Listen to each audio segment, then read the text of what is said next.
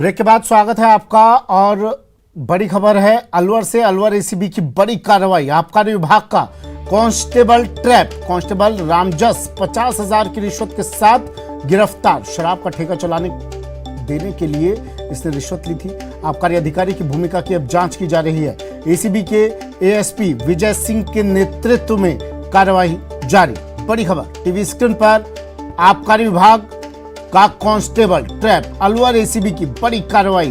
Constable का नाम रामजस बताया जा रहा है। 50,000 की रिश्वत के साथ इसे गिरफ्तार किया है। राजेंद्र मेरे सहयोगी अलवर से फोन लाइन पर जुड़ गए हैं। राजेंद्र, किस तरह कार्रवाई की गई, क्या जानकारी?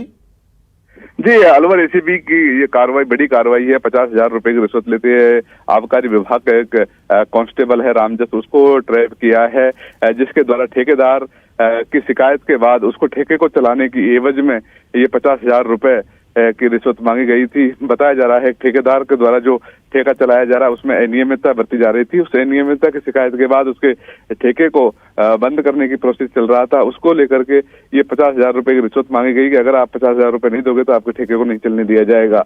इस शिकायत के बाद ये कार्रवाई को अंजाम दिया गया है। एसीबी के एएसपी विजय सिंह मीणा के नेतृत्व में कार्रवाई जारी है और लगातार अलवर में आबकारी विभाग की शिकायतें मिल रही थी। उसके बाद आज ये कार्रवाई की गई है। एसीबी के जो एएसपी विजय सिंह उनके नेतृत्व में जो आबकारी विभाग है वहां पर कार्रवाई चल रही है। बताया ये भी जा रहा है कि ये रिश्वत आबकारी विभाग के अधिकारियों के एवज में ली जा रही है। अब इस मामले में जांच की जा रही है कि अधिकारियों की भूमिका कितनी है। इस मामले की जांच के बाद अभी खुलासा हो पाएगा। ठीक है, शुक्रिया राजेंद्र तमाम जानकारी के लिए। जयपुर में कानून व्यवस्था पर समीक्षा बैठक। सीएमआर में मुख्यमंत्री अशोक गहलोत बैठक ले रहे हैं। सीएस मुख्य सचिव उषा शर्मा, डीजीपी एमएल लाठर भी इस बैठक में मौजूद है। सीएस गृह अभय कुमार समेत अन्य अधिकारी भी इसमें शामिल।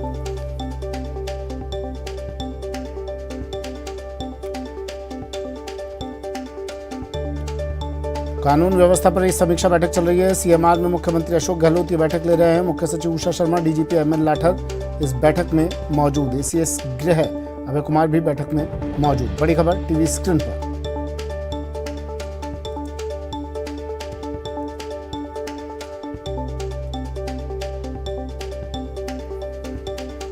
कानून व्यवस्था पर समीक्षा बैठक। मुख्यमंत्री अशोक गहलोत, दिनेश शर्मा मेरे सहयोगी जयपुर से फोन लाइन पर जुड़ गए हैं।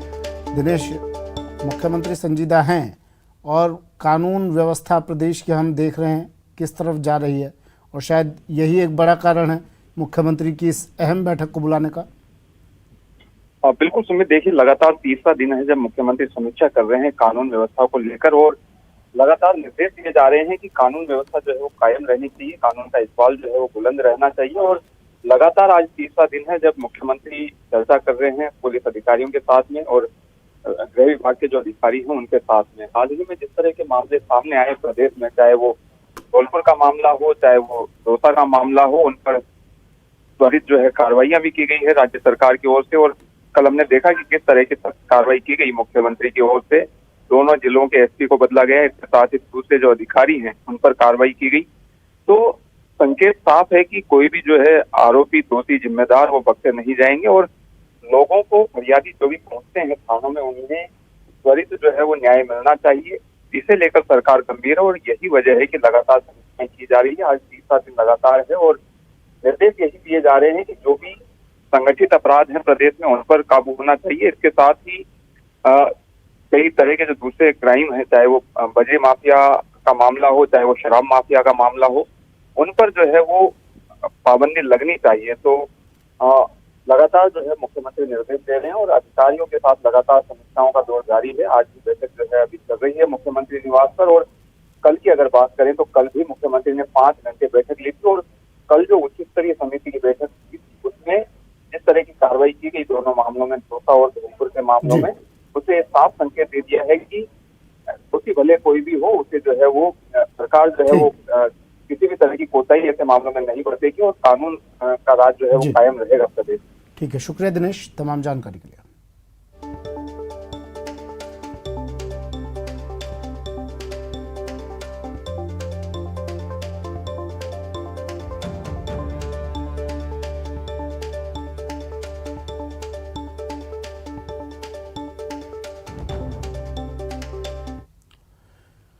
दौसा लेडी डॉक्टर आत्महत्या मामले में बड़ा अपडेट है। लालसोट में डॉक्टर अर्चना की आत्महत्या का मामला बीजेपी नेता जितेंद्र गोठवाल को पुलिस ने अब गिरफ्तार कर लिया है। लालसोट थाना पुलिस ने गिरफ्तार कर लिया है।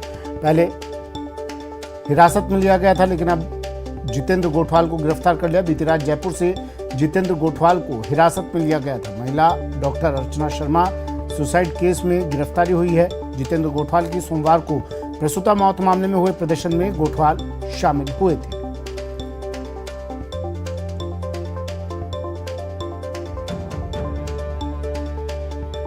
बीजेपी नेता जितेंद्र गोठवाल गिरफ्तार। महिला डॉक्टर सुसाइड मामले में गिरफ्तारी। जितेंद्र गोठवाल बीजेपी नेता को गिरफ्तार किया गया है। कल इन्हें हिरासत में लिया गया था। अरुण चतुर्वेदी पहुंचे थे फिर पूछने के लिए कि क्यों हिरासत में लिया जा रहा है, किस आधार पर हिरासत में लिया जा रहा है। और अब गिरफ्तारी हो गई है जितेंद्र गोठवाल की। प्रदर्शन इन्होंने किया था, जो प्रदर्शन हुआ था उस प्रदर्शन में शामिल थे। बीजेपी नेता जितेंद्र गोठवाल की गिरफ्तारी। अर्चना शर्मा ने अस्पताल के कमरे में फांसी लगाकर आत्महत्या की थी। निजी अस्पताल की डॉक्टर थी और इसके बाद से ये मामला गरमाया हुआ है। डॉक्टर दंपत्ति पर हत्या का केस दर्ज हुआ था। मांग की गई थी प्रदर्शनकारियों की तरफ से। जब एक प्रसूता की मौत हुई तो उसके बाद प्रदर्शन हुआ। प्रदर्शनकारियों ने मांग की। मांग के बाद थानाधिकारी ने हत्या का केस दर्ज किया और फिर आत्महत्या।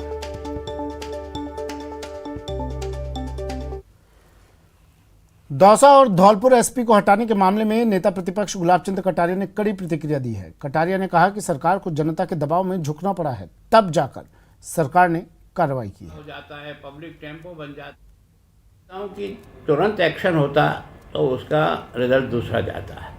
अब इतने दिन और चारों तरफ से विरोध खड़ा हो जाता है, पब्लिक टेम्पो बन जाता है, उसके बाद हटाते हो, इसका मतलब आपने दोषी को सजा देने के लिए नहीं हटाया, आपने जनता के प्रेशर के आगे झुक करके निर्णय को स्वीकार किया। मैं सोचता हूँ कि तुरंत एक्शन होता तो उसका रिजल्ट दूसरा जाता है। अब इतने दिन और चारों तरफ से विरोध खड़ा हो जाता है, पब्लिक टेम्पो बन जाता है, उसके बाद हटाते हो, इसका मतलब आपने दोषी को सजा देने के लिए नहीं हटाया, आपने जनता के प्रेशर के आगे झुक करके निर्णय को स्वीकार किया। मैं सोचता हूँ कि तुरंत एक्शन होता तो उसका रिजल्ट दूसरा जाता है। भाजपा नेता और पूर्व संसदीय सचिव जितेंद्र गोठवाल को महिला डॉक्टर खुदकुशी मामले में लालसोट पुलिस ने गिरफ्तार कर लिया है। इस मामले को लेकर नेता प्रतिपक्ष गुलाबचंद कटारिया ने गोठवाल की गिरफ्तारी पर कहा कि धरने पर बैठे पीड़ित परिवार से मिलना कोई गुनाह नहीं है। गोठवाल भी दलित समुदाय से ताल्लुक रखते हैं और जिस महिला की इलाज के दौरान मौत हुई वो भी दलित थी। ऐसे में उनसे जाकर मिलना कोई गलत बात नहीं थी, मगर धारा 302 के तहत डॉक्टर पर मुकदमा दर्ज करने की मांग सही नहीं है। वो शायद जब डेड बॉडी रखी थी उस समय वो भी वहाँ गए जरूर थे। उन्होंने जो मांग उठाई, जो मुझे बताया, क्या सच है ये तो मैं अभी उसको कन्फर्म नहीं हुआ, उसने यही कहा कि पीड़ित पक्ष को जो है वो मुआवजा मिलना चाहिए, इतना ही। और अगर इतनी बात है, ये तो चाहे मेरे एरिया में भी होता और मैं भी कहीं वहाँ होता। अच्छा, वो दलित व्यक्ति है स्वयं भी, और सामने जिसकी मौत हुई है वो भी दलित है, स्वाभाविक रूप से उसकी मदद के लिए जाना कोई गुनाह नहीं है। लेकिन ये दबाव बनाना कि ये 302 में ही इसको मुलजिम बनाओ, अगर ये बात हुई तो ठीक नहीं है। Lady doctor Archana Sharma suicide case में बुधवार की देर शाम सरकार ने बड़ी कार्रवाई करते हुए दौसा एसपी अनिल कुमार बेनीवाल को हटा दिया है। साथ ही लालसोट डीएसपी शंकरलाल मीणा को एपीओ, लालसोट एसएचओ अंकेश चौधरी को सस्पेंड कर दिया है। इसके साथ ही इस पूरे मामले की जांच के लिए संभागीय आयुक्त की अध्यक्षता में टीम बनाई गई है। इसके अलावा ऐसी घटनाओं की पुनरावृत्ति न हो, इसके लिए एसीएस होम की अध्यक्षता में एक समिति बनाई गई है। सारे फैसलों के बाद कलेक्टर कमल चौधरी धरना दे रहे डॉक्टर के पास पहुंचे और सारी कार्रवाई की जानकारी दी, जिसके बाद भी दौसा के डॉक्टर्स संतुष्ट नहीं हुए। डॉक्टर्स का कहना है कि उनकी मांग है कि जिन्होंने लेडी डॉक्टर अर्चना शर्मा को आत्महत्या के लिए उकसाया है, उनके खिलाफ हत्या की धाराओं में एक एफआईआर दर्ज हो और गिरफ्तारी हो। साथ ही एसएचओ और डीएसपी को सस्पेंड कर उनके खिलाफ भी मुकदमा दर्ज करने की मांग थी। नहीं, हम ये चाह रहे हैं कि सस्पेंशन सर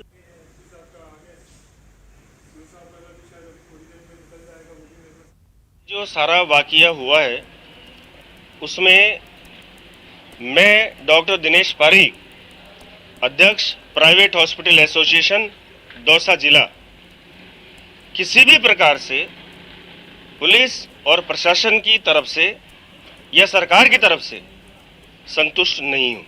हमने जो हमारी डिमांड रखी है, 6 जो हमारे जो पॉइंट्स हैं, उसके अंदर कहीं पे भी हमारा ये नहीं था कि हमारी एसपी साहब का ट्रांसफ़र हो। हमारी डिमांड है कि वहाँ के जो लोकल ऑफिसर हैं, जिन्होंने उनके साथ उस दिन शाम के टाइम ये कहा कि भाई 302 लगनी चाहिए और ये है, तो उसको उन्होंने लगाया उसके प्रेशर में कि वो जो गवर्नमेंट के जो बीजेपी के या किसी भी पार्टी के जो लोकल लीडर हैं, उनकी तरफ से जो अभद्र व्यवहार किया गया, उसके दबाव के अंदर पुलिस ने लगाया कि उनका सस्पेंशन। दौसा के लालसोट में महिला doctor Archana Sharma suicide case में अब डॉक्टर अर्चना शर्मा के पति डॉक्टर सुनीत उपाध्याय का सोशल मीडिया पर वीडियो सामने आया है। इस वीडियो में डॉक्टर सुनीत उपाध्याय ने बड़े गंभीर आरोप लगाए हैं।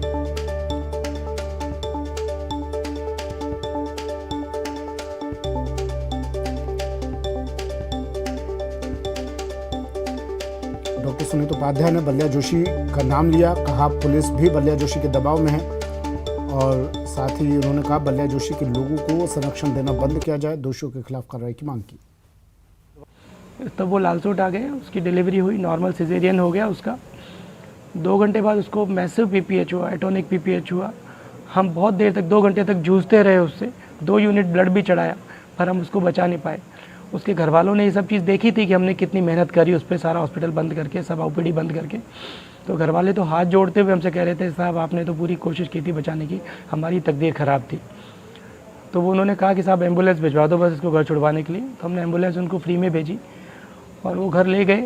घर ले जाने के बाद वहाँ पे अंतिम संस्कार की तैयारियाँ कर रही थी। फिर मुझे बताया किसी ने कि बल्लिया जोशी, शिवशंकर बल्लिया जोशी वहाँ पे घर जाके उनको उठा के लेके आया कि मैं तुमको खूब अच्छा मुआवजा दिलवाऊंगा। अस्पताल को, लाश को लाके हॉस्पिटल के आगे पटक दिया। 100-200 लोगों की भीड़ इकट्ठी कर ली और भारतीय जनता पार्टी के कुछ और नेताओं को बुला लिया उसने, हरकेश मटलाना, एक जितेंद्र गोठवाल, और फिर ये भी आ रही थी कि डॉक्टर किरोड़ी लाल मीना भी आ रहे हैं। ये शिवशंकर बल्लिया जोशी पहले भी आनंद हॉस्पिटल में फिरौती ब्लैकमेल की पहले कोशिशें करता रहा है। हमने उसके खिलाफ एफआईआर भी दी थी, पर पुलिस डॉक्टर किरोड़ी मीना के दबाव में उसके खिलाफ एफआईआर दर्ज नहीं करती। वो लालसोट थाने का हिस्ट्री शीटर है, पहले पुलिस वालों का सिर भी फोड़ चुका है, पर हर बार डॉक्टर किरोड़ी लाल मीना उसको बचा लेते हैं और उनके नाम पे वो गुंडागर्दी करता है। हमने पूरी कोशिश करी ये मामला टले, लेकिन आखिर पुलिस वालों ने उसके दबाव में दफ़ा 302 हत्या का मुकदमा दर्ज कर दिया। सुबह जब डॉक्टर अर्चना ने यह खबर पड़ी तो वो घबरा रही थी, बोले बल्लिया जोशी, ये महेश बिहारी वगैरह पत्रकार क्या मुझे जेल भेजेंगे? तो उसको लगा ये तो अब मुझे जेल भेजेंगे। मैं उसको समझाया कि नहीं, ऐसी जेल नहीं होती, पर शायद उसकी दहशत निकल नहीं पाई और उसने मुझे भी नहीं बताया और 11:30 बजे के आसपास उसने सुसाइड कर लिया। मेरी आप सबसे विनती है कि ये लाश अस्पतालों को आगे लाशों के रखने का ये जो सिस्टम है ये बंद होना चाहिए। डॉक्टर किरोड़ी लाल जी मैना जैसे नेताओं को, इन गुंडों को संरक्षण देना बंद करना चाहिए और ऐसे जो छुटभई नेता हैं बल्लिया जोशी जैसे, इनको तुरंत गिरफ्तार किया जाना चाहिए जो अस्पतालों को ब्लैकमेल करते हैं। दौसा में डॉक्टर अर्चना शर्मा के सुसाइड मामले की गूंज अब दूसरे प्रदेशों में भी सुनाई देने लगी है। इस मामले को लेकर मध्य प्रदेश के सागर के IMA सचिव डॉक्टर सर्वेश जैन ने बीजेपी के राष्ट्रीय अध्यक्ष JP नड्डा के नाम एक खत लिखा है, जिसमें उन्होंने इस मामले से जुड़े बीजेपी नेताओं को पार्टी से निष्कासित करने की मांग की है। उन्होंने लिखा है कि मृतका के पति के अनुसार इस केस में शिवशंकर बल्लिया जोशी, हरकेश मटलाना, जितेंद्र गोठवाल और किरोड़ी लाल मीणा का हाथ है, इसलिए इन सभी नेताओं को 24 घंटे के अंदर पार्टी से निष्कासित किया जाए।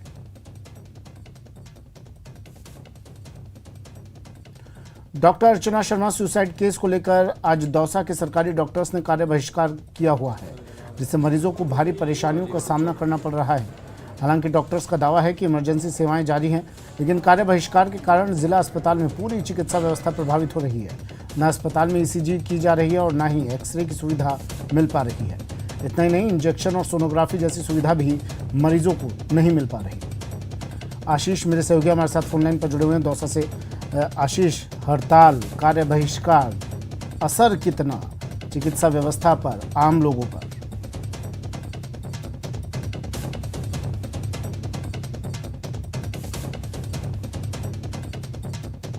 आशीष, आवाज सुन पा रहे हैं आप मेरी?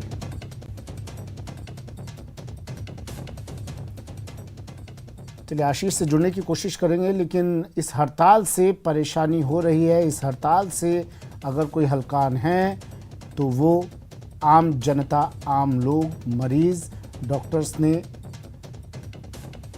अर्चना शर्मा की सुसाइड के बाद हड़ताल की, कार्य बहिष्कार किया और कार्य बहिष्कार से इमरजेंसी, हालांकि डॉक्टर्स ने कहा इमरजेंसी सेवाएं इससे दूर रहेंगी, लेकिन पूरे दिन ये लोग हड़ताल पर हैं। इससे जो मरीज़ वहां पहुंच रहे हैं, और डॉक्टर्स ने भी कहा कि जो मरीज़ एडमिट हैं उन पर भी इस कार्य बहिष्कार का कोई असर नहीं होगा, लेकिन जो मरीज़ अब वहां पहुंच रहे हैं उन्हें समस्या का सामना करना पड़ रहा है।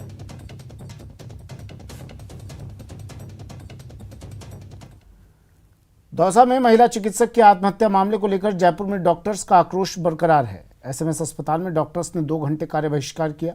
पुलिस अधिकारियों पर कार्रवाई की मांग ये डॉक्टर्स कर रहे हैं। कार्रवाई नहीं होने पर सख्त कदम उठाने की भी चेतावनी दी है।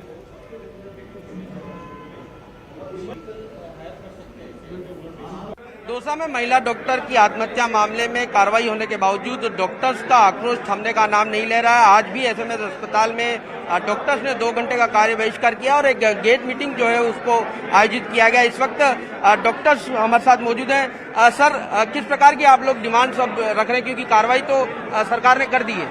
देखिए, बहुत बड़ा मुद्दा है। एक चिकित्सक ने अपनी जान तक दे दी गई है और केवल राजनीतिक दबाव के और पुलिस की कार्रवाई ठीक ना होने के कारण ये बहुत बड़ा मुद्दा है और पूरे देश के जो चिकित्सा वर्ग है उसमें रोष व्याप्त है। अभी तक जो कार्रवाई सरकार द्वारा की गई है वो एप्रोप्रिएट नहीं है, वो जस्टिफाइड नहीं है। तो हम चाहते हैं कि जो भी दोषी इसमें लिप्त है उनको पूरी सजा दी जाए, चाहे वो पुलिस है, चाहे वो कोई और कॉन्स्पिरेसी करने वाले लोग हैं जिनका कि नाम खूब जाहिर हो चुका है। तो सरकार उन पर एक्शन क्यों नहीं ले रही है? उन पर तुरंत से एक्शन होना चाहिए। मतलब ऐसा सरकार उनको बचाने की कोशिश क्यों कर रही है? तो विरोध भी कर रहे हैं की बात भी सामने आ रही है क्या? जो भी आगे की रणनीति है, ये हमारा एक कोर कमेटी है, वो डिसाइड करेगी कि आगे अगर बात नहीं मानी जाती है तो क्या एक्शन होना चाहिए। पुलिस अधिकारियों पर किस प्रकार का एक्शन चाहते हैं आप, क्योंकि धारा 302 का मामला? देखिए, सस्पेंशन तो एक आई वॉश है। सस्पेंशन RSR में कोई बड़ी सजा नहीं होती है, लेकिन सजा तो देखिए होनी चाहिए ना। पुलिस ने ऐसा जिम्मेदारी काम नहीं किया इसमें, तो जो भी उनको सजा होनी चाहिए बिल्कुल। Suspension is not a punishment. तो आपका ये बहिष्कार जो है लगातार जारी रहेगा? बिल्कुल जारी रहेगा जब तक कि हमारी मांगे मानी जाती है। बहुत बहुत धन्यवाद। तो साफ तौर पर डॉक्टर्स का आक्रोश जो है वो नजर आ रहा है और इस मामले में पुलिस अधिकारियों पर कार्रवाई की मांग की जा रही है। साथ ही आगे किस प्रकार की रणनीति होगी ये आज कमेटी जो है वो तय करेगी और उसके बाद जो है वो डॉक्टर्स का ये धरना, माफ कीजिएगा, जिस प्रकार का ये बहिष्कार जो चल रहा है वो लगातार जारी रहेगा। कैमरा पर्सन भवानी के साथ सौरभ गृहस्थी, न्यूज़ 18 राजस्थान, जयपुर। ब्रेक के बाद स्वागत है आपका। और अब बात कांग्रेस के महंगाई मुक्त भारत अभियान की। कांग्रेस सेवा दल का प्रदर्शन किया गया। आज महंगाई को लेकर कांग्रेस सेवा दल ने प्रदर्शन किया। पीसीसी मुख्यालय के बाहर कांग्रेस सेवा दल का प्रदर्शन, केंद्र सरकार के खिलाफ ही प्रदर्शन किया गया। महंगाई को लेकर प्रदर्शन।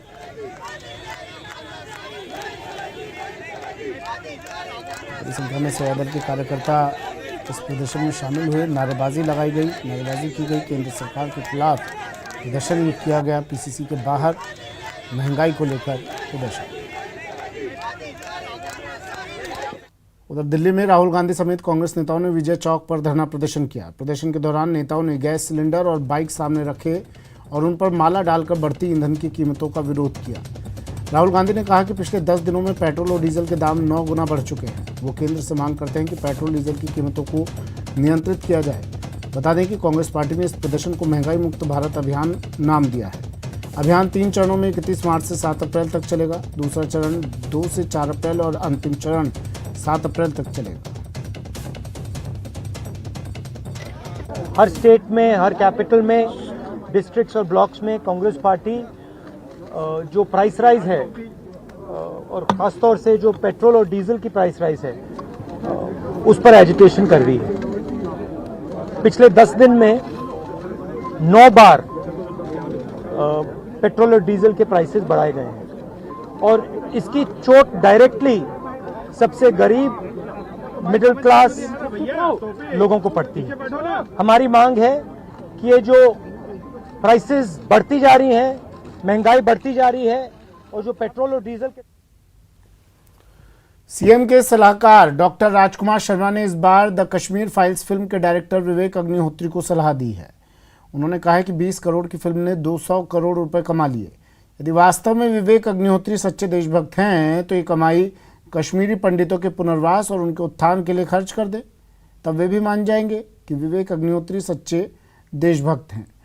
झुंझुनू के नवलगढ़ में आयोजित एक कार्यक्रम में डॉक्टर राजकुमार शर्मा ने ये सलाह दी, जिसका वीडियो तेजी के साथ वायरल हो रहा है। डॉक्टर शर्मा इस वीडियो में ये भी कह रहे हैं कि जब 30 साल पहले कश्मीरी पंडितों का नरसंहार हुआ था तो देश में बीजेपी समर्थित सरकार थी। बढ़ाई 20 करोड़ की, और पता भी बड़ा बड़ा कितना रुपया कमा गो, 200 करोड़ रुपया कमा गो वो। अरबिंद कोई कहते कि 200 करोड़ रुपया तू दान कर दे कश्मीर का, मां बेटे लोगों ने बसावा के लिए, मैं मान जाऊंगा देशभक्ति भी कमाए। अरे हिंदुस्तान के अंदर अपन लोगों भावनाओं में बहने वाले लोग हैं।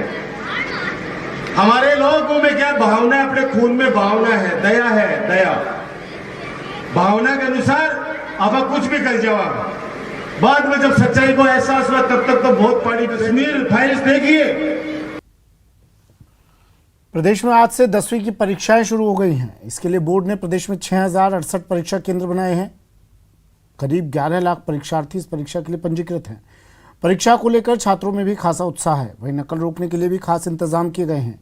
बांसवाड़ा में परीक्षा केंद्रों में प्रवेश से पहले छात्रों की तलाशी ली गई। वहीं कोटा में परीक्षा को लेकर छात्रों में खासा उत्साह नजर आया।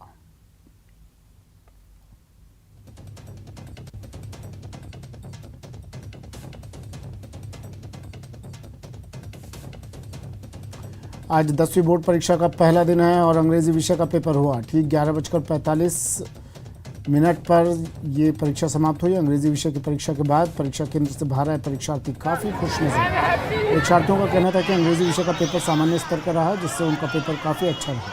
वहीं वे आगामी विषय की परीक्षाओं को लेकर भी काफ़ी आत्मविश्वास से लबरेज दिखे। परीक्षा केंद्र श्रीगंगानगर जिला मुख्यालय के एक परीक्षा केंद्र से बाहर आ रहे परीक्षार्थियों से बात की संवाददाता अशोक शर्मा। श्री गंगानगर सहित प्रदेश भर में आज से 10वीं बोर्ड की परीक्षाएं शुरू हो चुकी हैं। आज पहले दिन श्री गंगानगर सहित प्रदेश भर में अंग्रेजी विषय की बोर्ड परीक्षा हुई है और अभी जस्ट 11:15 बजे का वक्त हुआ है और हम एक परीक्षा केंद्र पर ही मौजूद हैं जहां से बच्चे पहली परीक्षा देकर बाहर निकले हैं। हम कुछ परीक्षार्थियों से भी बात करने का प्रयास करेंगे। एक ये बेटा, आज किस विषय का पेपर था और कैसा हुआ? इंग्लिश का। कैसा हुआ बेटा? बहुत बढ़िया। बढ़िया हुआ। जैसी आपकी तैयारी थी क्या वैसे ही पेपर हुआ? हाँ जी।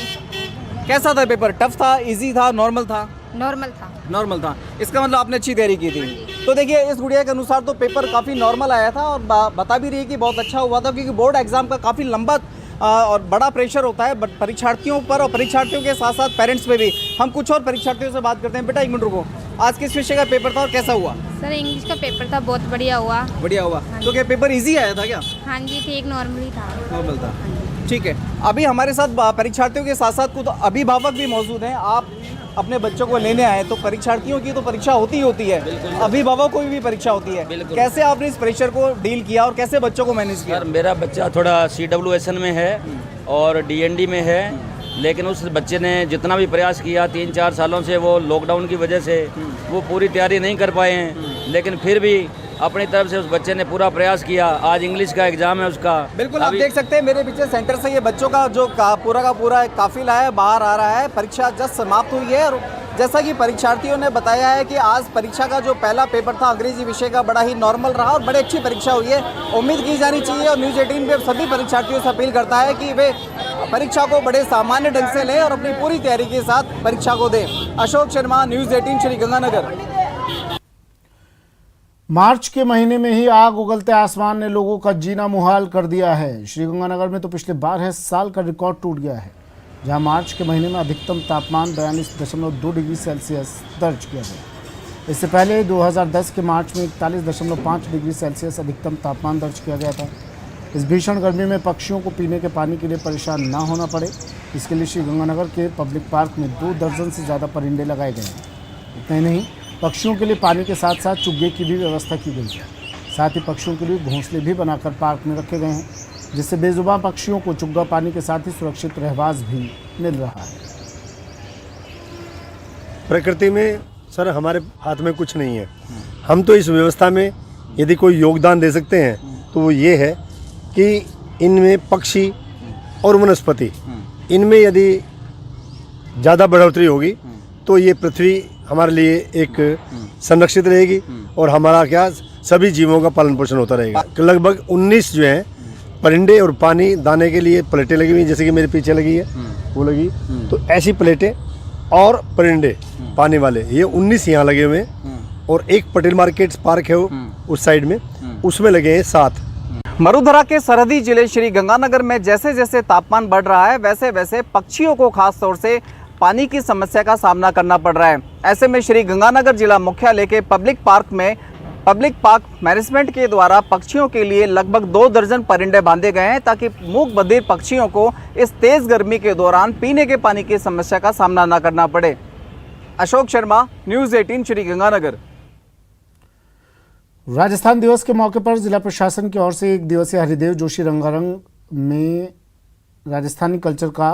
कार्यक्रम में राजस्थानी कल्चर का आयोजन किया गया। हरिदेव जोशी रंगमंच पर हुए कार्यक्रम में बड़ी संख्या में दर्शक भी इस कार्यक्रम को देखने के लिए पहुंचे हुए हैं। यहाँ पर राजस्थानी कालबेलिया नृत्य, मोर नृत्य और अन्य प्रकार के नृत्य का आयोजन देर रात तक चला।